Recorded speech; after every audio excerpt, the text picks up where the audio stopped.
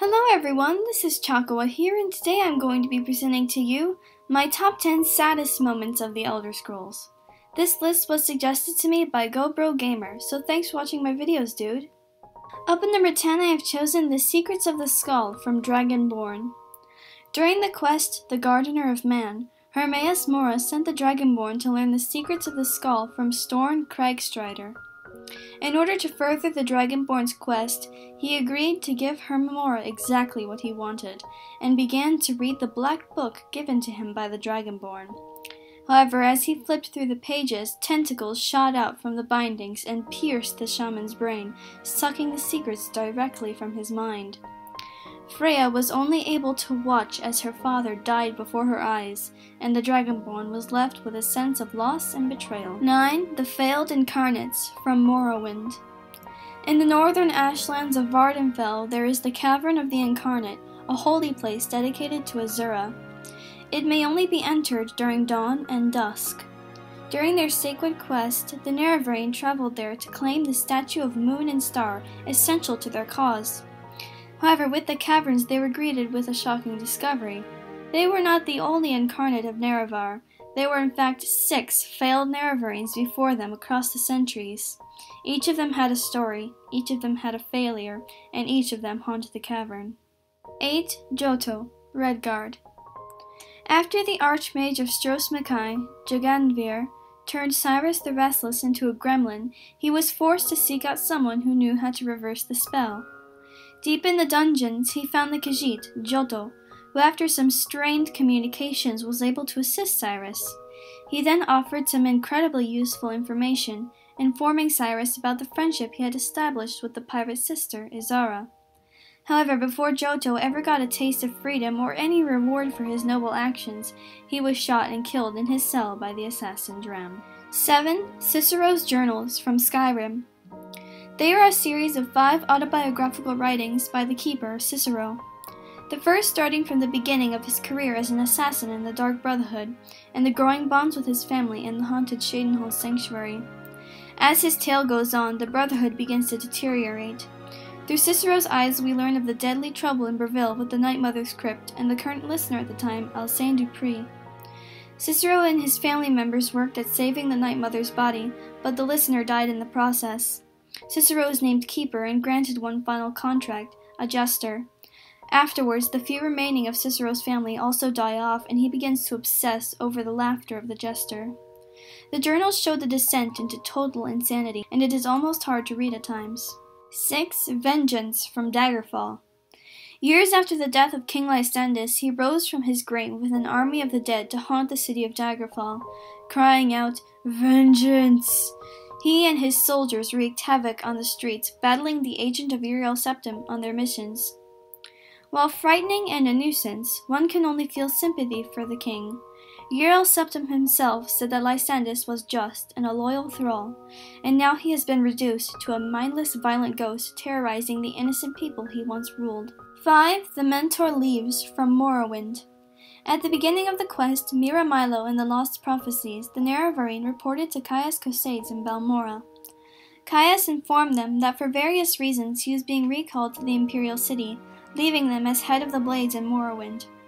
Though Caius was an addict, he was quite accepting of the Nerevarine and acted as a mentor, giving them a place to stay, money, and things to do. It's quite sad when he leaves, as after you exit his house for the quest, the Nerevarine and Caius never saw each other again. The following is a spoiler alert for the book Lord of Souls. If you haven't read the Elder Scrolls novels and want to, please skip ahead. 4. Esmar Sol, the hero, Lord of Souls. Esmar Sol was a sorcerer who, after attempting to save his wife from Wuhan, caused the great collapse of the Ministry of Truth, plummeting himself and Wuhan into oblivion. He spent much time in Clavicus Vile's realm, being tortured when it suited the Daedric Lord, until Clavicus grew tired of the Dunmer and averted his gaze. After many other hardships, Sol was able to escape oblivion, and was also able to save the young Prince Atropus Mead from slavers and elsewhere. He traveled with the prince to help him stop the floating city of Umbriel, taking Atropus to Clavicus Vile's realm to make a deal with the prince. Atropus offered his soul in exchange for help getting to Umbriel, to which Vile gleefully accepted. While on Umbriel, Clavicus possessed Atropus, and Soul told the prince that it was in fact his soul that should be taken. He attacked Vile, who then stabbed Soul in the heart. The last thing the drummer heard was Clavicus's maniacal laughter, and Archibus awakened to find himself stabbing his friend and companion. This scene from the book legitimately made me cry while reading it, which was rather embarrassing since I was in choir at the time. 3. Saint Jib the Eradicator, Dawnguard. After Jib was named a saint by Vivek and deemed the hero of Vardenfell, he retired to the city of ChakaWhat in Cyrodiil to write his epic.